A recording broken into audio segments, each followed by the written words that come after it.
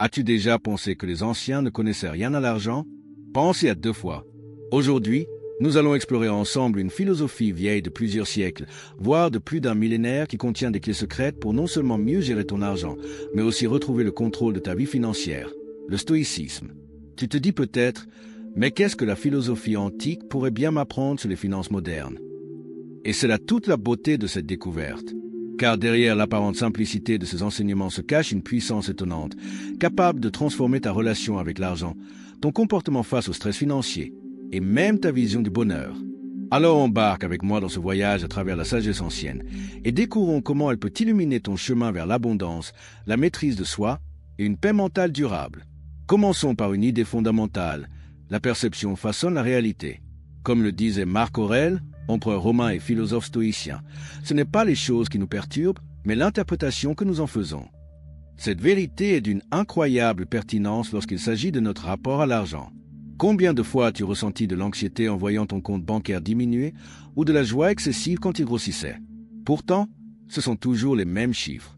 Ce n'est pas la somme en elle-même qui crée ton état émotionnel, mais la manière dont tu l'aperçois. C'est un piège subtil dans lequel beaucoup tombent, croire que le bonheur ou la sécurité financière dépendent uniquement de ce que l'on possède. Le stoïcisme nous invite ici à reprendre le pouvoir sur nos pensées. Il nous apprend à voir au-delà des apparences, à comprendre que notre prospérité intérieure n'est pas déterminée par le solde de notre compte, mais par notre capacité à interpréter, à réagir et surtout à vivre en accord avec des valeurs stables. Quand tu commences à voir l'argent comme un outil et non comme une finalité, quelque chose change en toi. Tu deviens plus calme, plus libre, plus résistant face aux fluctuations externes. Et cela, c'est la première grande révélation.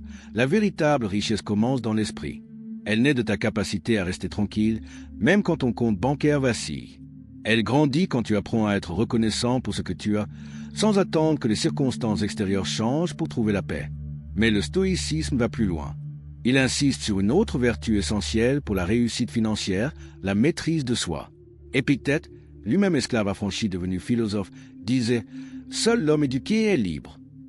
Et dans le domaine financier, cette liberté ne vient pas de ton patrimoine ou de tes revenus, mais de ta capacité à dominer tes passions, à canaliser tes désirs et à agir avec raison plutôt qu'avec impulsion.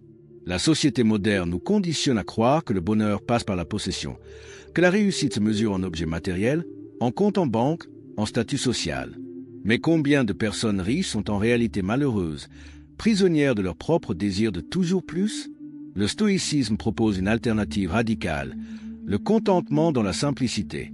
Apprendre à vivre selon ses moyens, à distinguer le nécessaire de l'accessoire, à planifier ses dépenses non pas par peur ou envie, mais avec sagesse. Cela demande de la discipline, certes, mais c'est précisément cette discipline qui libère. Car chaque euro économisé, chaque dépense évitée par lucidité, chaque décision financière prise en conscience renforce ta liberté intérieure. Et c'est là une forme de richesse rare. Celle qui permet de dormir tranquille, quel que soit le montant sur ton relevé bancaire.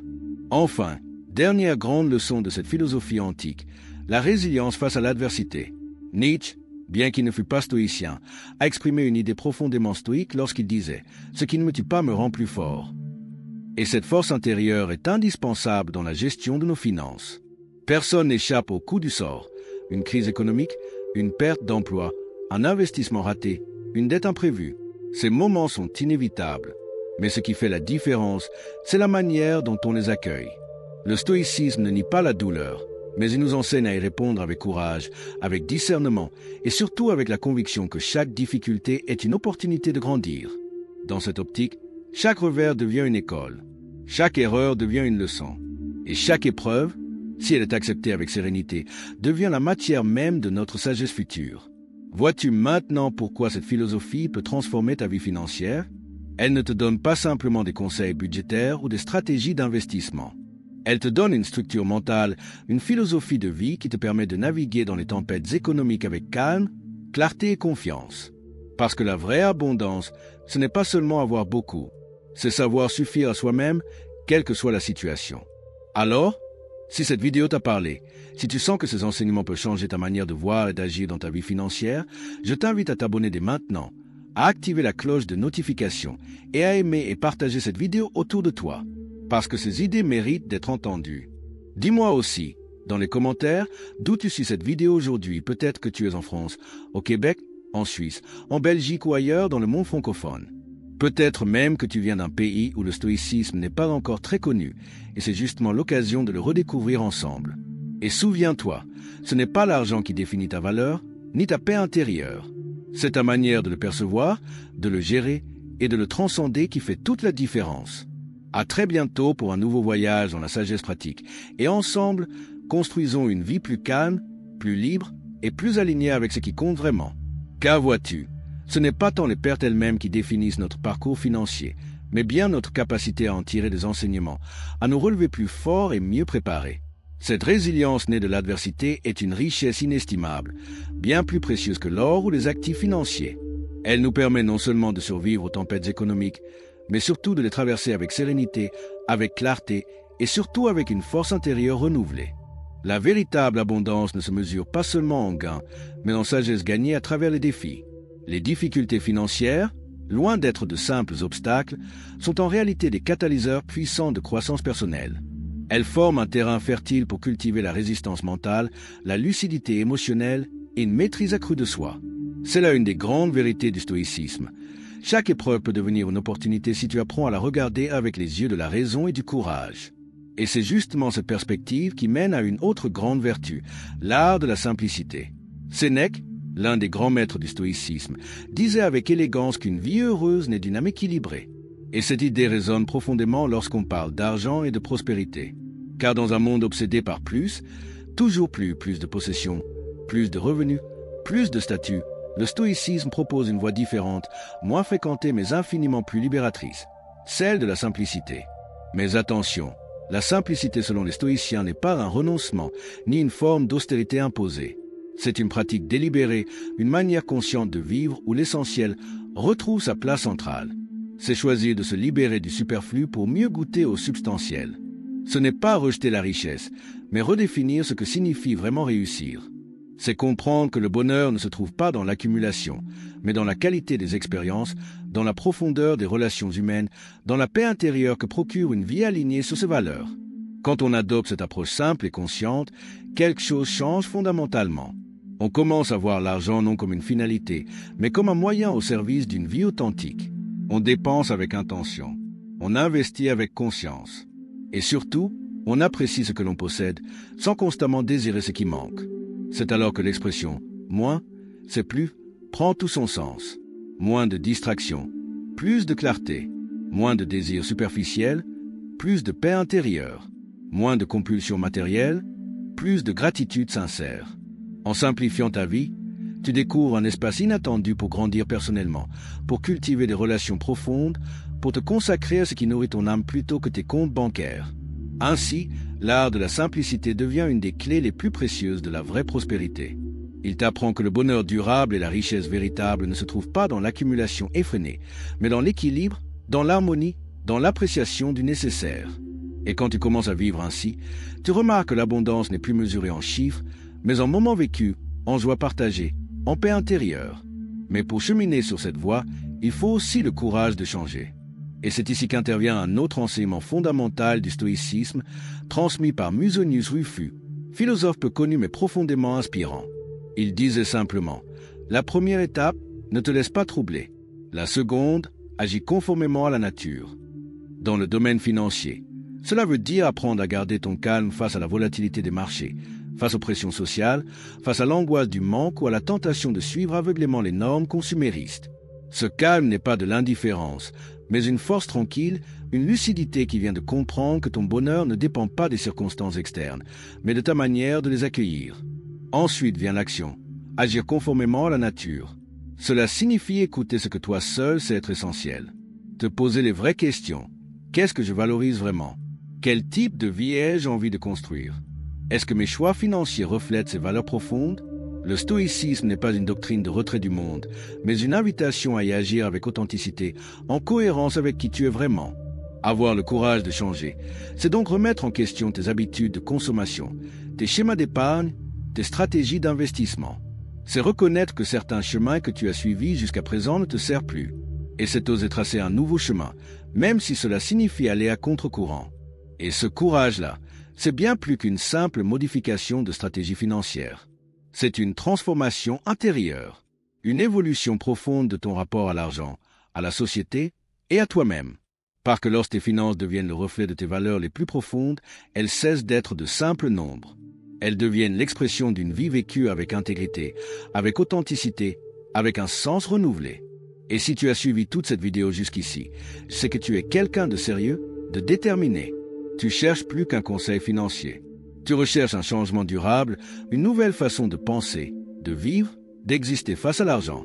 Alors si tu veux me montrer que tu es engagé dans cette démarche, laisse un commentaire. Même un mot suffit.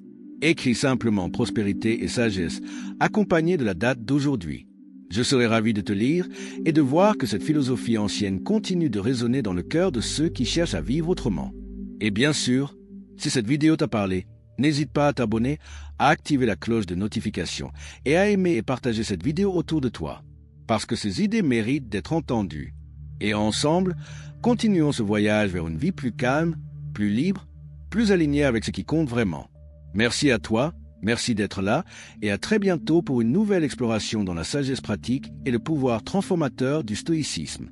Ce que nous valorisons profondément peut se transformer par une simple habitude stoïcienne, la réflexion quotidienne. En intégrant cette pratique dans notre routine, nous ouvrons les portes à une croissance continue, à une vie plus épanouissante, plus alignée, plus significative. Et c'est là toute la puissance de ce chemin intérieur qui commence avec une seule question. Quel est vraiment important? Mais il y a encore une autre dimension essentielle du stoïcisme à explorer, la valeur du contentement. Épictète, avec la sagesse qui caractérise toute la pensée stoïcienne, disait simplement « Le bonheur, c'est l'absence du désir de changer son état présent ». Cette idée peut sembler surprenante dans un monde où on associe souvent le bonheur à l'acquisition de nouvelles choses, à des gains financiers, à des réussites extérieures. Pourtant, elle recèle une vérité profonde, particulièrement pertinente lorsqu'il s'agit de gérer nos finances personnelles. Trouver du contentement dans sa situation financière actuelle n'est pas un abandon, ni une forme de passivité. C'est au contraire un acte conscient, courageux même, qui permet de poser les bases d'un changement véritable et durable. Le contentement stoïcien diffère radicalement de la complaisance.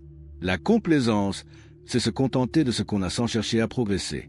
Le contentement, lui, c'est reconnaître et apprécier ce qu'on possède, tout en gardant l'esprit ouvert à la possibilité d'évoluer, de grandir, de construire. La véritable abondance ne se mesure pas seulement en gains, mais en sagesse gagnée à travers les défis. Les difficultés financières, loin d'être de simples obstacles, sont en réalité des catalyseurs puissants de croissance personnelle. Elles forment un terrain fertile pour cultiver la résistance mentale, la lucidité émotionnelle et une maîtrise accrue de soi. C'est là une des grandes vérités du stoïcisme. Chaque épreuve peut devenir une opportunité si tu apprends à la regarder avec les yeux de la raison et du courage. Et c'est justement cette perspective qui mène à une autre grande vertu, l'art de la simplicité. Sénèque, l'un des grands maîtres du stoïcisme, disait avec élégance qu'une vie heureuse naît d'une âme équilibrée. Et cette idée résonne profondément lorsqu'on parle d'argent et de prospérité. Car dans un monde obsédé par plus, toujours plus de possessions, plus de revenus, plus de statut, le stoïcisme propose une voie différente, moins fréquentée mais infiniment plus libératrice, celle de la simplicité. Mais attention, la simplicité selon les stoïciens n'est pas un renoncement, ni une forme d'austérité imposée. C'est une pratique délibérée, une manière consciente de vivre où l'essentiel retrouve sa place centrale. C'est choisir de se libérer du superflu pour mieux goûter au substantiel. Ce n'est pas rejeter la richesse, mais redéfinir ce que signifie vraiment réussir. C'est comprendre que le bonheur ne se trouve pas dans l'accumulation, mais dans la qualité des expériences, dans la profondeur des relations humaines, dans la paix intérieure que procure une vie alignée sur ses valeurs. Quand on adopte cette approche simple et consciente, quelque chose change fondamentalement. On commence à voir l'argent non comme une finalité, mais comme un moyen au service d'une vie authentique. On dépense avec intention. On investit avec conscience. Et surtout, on apprécie ce que l'on possède, sans constamment désirer ce qui manque. C'est alors que l'expression « moins, c'est plus » prend tout son sens.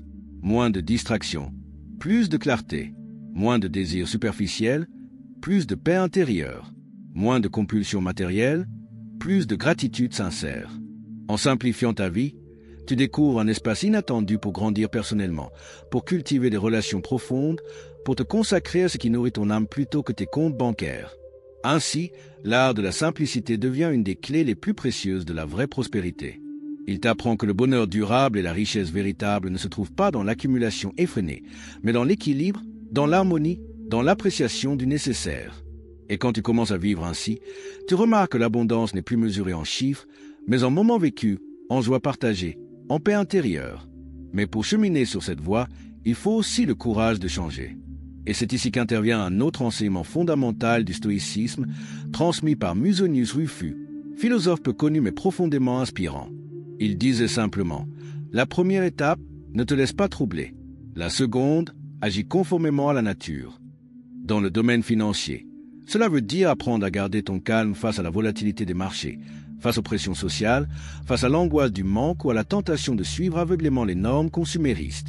Ce calme n'est pas de l'indifférence, mais une force tranquille, une lucidité qui vient de comprendre que ton bonheur ne dépend pas des circonstances externes, mais de ta manière de les accueillir. Ensuite vient l'action, agir conformément à la nature. Cela signifie écouter ce que toi seul sais être essentiel. Te poser les vraies questions. Qu'est-ce que je valorise vraiment? Quel type de vie ai-je envie de construire? Est-ce que mes choix financiers reflètent ces valeurs profondes? Le stoïcisme n'est pas une doctrine de retrait du monde, mais une invitation à y agir avec authenticité, en cohérence avec qui tu es vraiment. Avoir le courage de changer, c'est donc remettre en question tes habitudes de consommation, tes schémas d'épargne, tes stratégies d'investissement. C'est reconnaître que certains chemins que tu as suivis jusqu'à présent ne te servent plus. Et c'est oser tracer un nouveau chemin, même si cela signifie aller à contre-courant. Et ce courage-là, c'est bien plus qu'une simple modification de stratégie financière. C'est une transformation intérieure, une évolution profonde de ton rapport à l'argent, à la société et à toi-même. Parce que lorsque tes finances deviennent le reflet de tes valeurs les plus profondes, elles cessent d'être de simples nombres. Elles deviennent l'expression d'une vie vécue avec intégrité, avec authenticité, avec un sens renouvelé. Et si tu as suivi toute cette vidéo jusqu'ici, c'est que tu es quelqu'un de sérieux, de déterminé. Tu cherches plus qu'un conseil financier. Tu recherches un changement durable, une nouvelle façon de penser, de vivre, d'exister face à l'argent. Alors si tu veux me montrer que tu es engagé dans cette démarche, laisse un commentaire. Même un mot suffit. Écris simplement prospérité et sagesse, accompagné de la date d'aujourd'hui. Je serai ravi de te lire et de voir que cette philosophie ancienne continue de résonner dans le cœur de ceux qui cherchent à vivre autrement. Et bien sûr, si cette vidéo t'a parlé, n'hésite pas à t'abonner, à activer la cloche de notification et à aimer et partager cette vidéo autour de toi, parce que ces idées méritent d'être entendues. Et ensemble, continuons ce voyage vers une vie plus calme, plus libre, plus alignée avec ce qui compte vraiment. Merci à toi, merci d'être là et à très bientôt pour une nouvelle exploration dans la sagesse pratique et le pouvoir transformateur du stoïcisme. Ce que nous valorisons profondément peut se transformer par une simple habitude stoïcienne, la réflexion quotidienne. En intégrant cette pratique dans notre routine, nous ouvrons les portes à une croissance continue, à une vie plus épanouissante, plus alignée, plus significative. Et c'est là toute la puissance de ce chemin intérieur qui commence avec une seule question. Quel est vraiment important? Mais il y a encore une autre dimension essentielle du stoïcisme à explorer, la valeur du contentement. Épictète, avec la sagesse qui caractérise toute la pensée stoïcienne, disait simplement « Le bonheur, c'est l'absence du désir de changer son état présent ». Cette idée peut sembler surprenante dans un monde où on associe souvent le bonheur à l'acquisition de nouvelles choses, à des gains financiers, à des réussites extérieures. Pourtant, elle recèle une vérité profonde, particulièrement pertinente lorsqu'il s'agit de gérer nos finances personnelles. Trouver du contentement dans sa situation financière actuelle n'est pas un abandon, ni une forme de passivité. C'est au contraire un acte conscient, courageux même, qui permet de poser les bases d'un changement véritable et durable. Le contentement stoïcien diffère radicalement de la complaisance. La complaisance, c'est se contenter de ce qu'on a sans chercher à progresser. Le contentement, lui, c'est reconnaître et apprécier ce qu'on possède, tout en gardant l'esprit ouvert à la possibilité d'évoluer, de grandir, de construire. Veux-tu découvrir encore plus de ces enseignements? Alors ne t'arrête pas ici. Abonne-toi à notre chaîne, active les notifications, aime et partage cette vidéo autour de toi. Et laisse un commentaire ci-dessous. Chaque mot compte, chaque échange nourrit notre communauté et nous motive à continuer à partager encore plus de sagesse et d'inspiration dans ta vie. Souviens-toi, chaque pas que tu fais avec nous est un pas vers une vie plus épanouissante, plus équilibrée et plus riche en tout sens du terme. Reste connecté pour notre prochaine vidéo où nous révélerons de nouveaux mystères pour enrichir ton parcours. Ne la rate pas. Merci de ton soutien. Merci d'être là. Namas,